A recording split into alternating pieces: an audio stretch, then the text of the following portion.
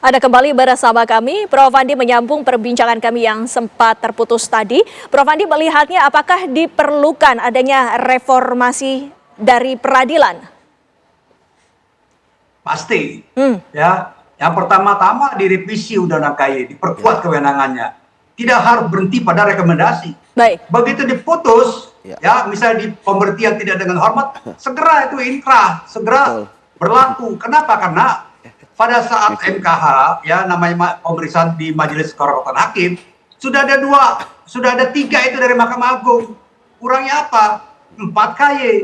Jadi karena Hakim Agung itu memeriksa, maka seharusnya inkrah, tidak boleh berhenti. Kemudian kedua juga gini nih, saya ingin kawan-kawan di Komisi Yudisial ini, sesuai dengan beberapa buku yang lalu riset, kita pengen juga ini Mahkamah Konstitusi kita bawa ke dalam yurisdiksi pengawasan KY.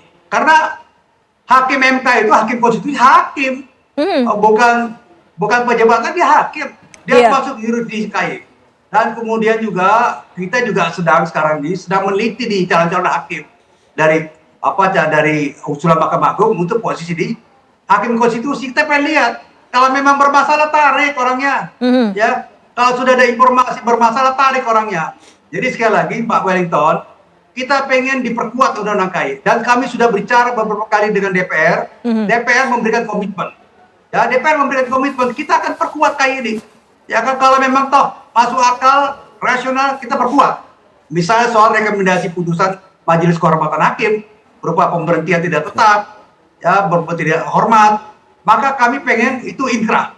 Ya, kami pengen inkrah betul, inkrah, karena sudah ada batasan ini, mana yang pemeriksaan pelanggaran etik, mana pemeriksaan yurisdiksi judicial. Ya, ini penting. Tapi begini juga kadang-kadang diselundupkan ini, seolah persoalan etik, persoalan teknis judicial pada etik. Contoh, misalnya hakim dalam memeriksa perkara, dia singkirkan tuh bukti-bukti pendukung gugatan orang, keselamatan orang, buktikan. Ya, jadi tidak dibuang, itu bukan persoalan teknis judicial, itu soal etik. Dan nggak main-main. Ada misalnya yang perkara pra peradilan, tiba-tiba dinyatakan bahwa perkara adalah perkara perdata, meloloskan orang, ya, kemudian menghentikan pemeriksaan perkaranya. Ini modus pelanggaran etik yang sebetulnya ya dibalut dengan persoalan teknis judicial. Jadi banyak nih kita lihat. Dan kita akan mulai itu. Kita akan mulai kalau memang toh kita sekali lagi sekarang ketua Komisi Yudisial sudah menyusun, ya, memberikan masukan kepada PPR revisi tentang atau masukan terhadap rancangan undang-undang jabatan hakim. Kita mulai di situ. Jangan dipangkas betul KY. Enggak, bubarkan aja KY itu. Kalau memang tanggung-tanggung, bubarkan. Jadi nggak usah memberikan harapan pada masyarakat, pada publik. Sikap kita tegas. Dan saya yakin beberapa kali kita pertemuan dengan pimpinan DPR, pimpinan Komisi 3, mereka sekarang ya kemudian juga Mahkamah Agung ikut dalam alur pemikiran KY, diperkuat KY supaya kuat ini, supaya kita nggak main-main lagi. Baik, Prof. Andi, kita sudah tangkap poinnya. Prof. Aswanto, menurut Anda sendiri bagaimana langkah-langkah yang konkret agar peristiwa tidak terulang kembali sekaligus untuk menimbulkan atau menumbuhkan kembali kepercayaan dari publik?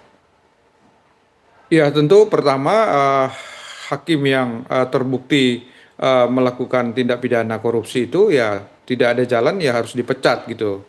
Dan saya kira jangan ditunda-tunda, harus segera gitu. Begitu kasusnya ingkrah, ya menurut saya ya bahkan sebelum ingkrah kalau KY sudah memeriksa secara etik dan ternyata terbukti, ya saya setuju dengan Prof. Asrul tadi bahwa mestinya rekomendasi KY itu dirubah, tidak rekomendasi tapi keputusan sehingga tidak ada lagi tidak ada lagi alasan di Mahkamah Agung, karena saya tahu banyak kasus yang sudah direkomendasi oleh KY tetapi kemudian Mahkamah Agung melindungi orangnya gitu. Nah, kita berharap ke depan di undang-undang KY diperkuat gitu. Saya setuju Prof. Asrul bahwa jangan rekomendasi tapi itu keputusan. Tidak ada alasan.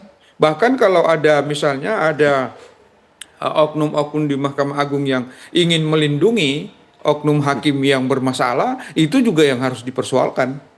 Menurut saya itu saya setuju dengan Prof. Asrun, dan yang tidak kalah pentingnya menurut saya karena ini ke depan. Ini ke depan mestinya kita berharap sebenarnya KY itu terlibat mulai dari awal, mulai dari rekrutmen hakim. Mulai dari rekrutmen hakim itu mestinya KY sudah masuk. Bahkan menurut saya di banyak negara dalam merekrut hakim itu mereka menggunakan istilah talenta DNA. Jadi dari awal sudah dilihat talentanya mereka. Baik. Talentanya di DNA, ini kira-kira kalau jadi hakim nanti potensial untuk korupsi atau enggak gitu. Saya kira ke depan harus dipikirkan gitu. Dan menurut saya KY yang bisa melakukan itu. Baik. KY bisa melakukan bahwa pada saat penerimaan calon-calon hakim itu mereka sudah dilakukan DNA talenta. Yang Baik. memang punya sifat-sifat koruptif, ya jangan diterima gitu. Baik. Kalau soal penguasaan regulasi setelah di dalam dia belajar ya dia bisa bagus. Tapi kalau persoalan moral dari awal Iya. sudah nggak benar, yang susah dirubah. Saya kira ke depan mestinya mulai dari penerimaan harus disterilkan betul gitu. Mungkin dengan cara menggunakan DNA talenta gitu. Baik, Saya baik. kira begitu, Mbak. Baik, Mas Yudi sendiri dari sudut pandang dari Komisi Pemberantasan Korupsi, apakah diperlukan koordinasi yang lebih kuat lagi antar lembaga? Wah, harus. Karena korupsi adalah musuh kita bersama. Yang kita tahu bahwa semua mempunyai kewenangan, di mana kewenangan itu ada yang mempunyai kewenangan yang berlebih, ya kan? Ada yang kurang. Disitulah kemudian saling untuk mengisi. Kalau misalnya tidak ada koordinasi, hanya ada ego sektoral dan lain sebagainya, ya nggak akan jadi itu barang. Apalagi seperti yang saya sampaikan ya, bahwa kenapa misalnya harus dibentuk komisi yudisial, ya kan? Tentu kan pasti ada suatu hal yang negara ini sangat berkepentingan terhadap para hakim. Kemudian di dalam Undang-Undang Tipikor jangan lupa bahwa untuk kasus korupsi yang melibatkan hakim, deliknya langsung bukan setiap orang, langsung setiap hakim. Hakim yang menerima dan hukumannya ya itu minimal 4 tahun. Bahkan bisa 20 tahun dan seumur hidup. Dan hanya ada satu lah hakim yang kena seumur hidup ya. Tapi bagi saya ini sebenarnya ada ruang ya, bahwa ketika ada hakim yang kemudian dia kena kasus korupsi, jangan diminimalkan 4 tahun, tapi dilebihkan. Kalau bisa seumur hidup, bisa 20 tahun, biar ada efek jerak. Apalagi kan gaji juga sudah besar. Masalah gaji, ingat loh teman-teman hakim yang berintegritas dan sebagainya. Ini kan sensitif di negeri kita. Banyak viral gaji honorer, gaji P3K, gaji yang lain sebagainya. Sampai di screenshot, di foto 50.000, 200.000. Ya, jadi jangan kemudian terjadi kecemburuan. Kenapa? Tugas hakim ya tadi memutus secara adil dan tidak berpihak. Seperti itu, Mbak Wiwi. Baik, terima kasih Mas Yudi atas informasinya, Mas Yudi Purnomo, juga Prof. Aswanto dan juga Prof. Andi Asrun. Terima kasih, Waktunya Mbak bersama kami Wiwi. di Apa Kabar Indonesia Malam. Selamat malam, Bapak-bapak.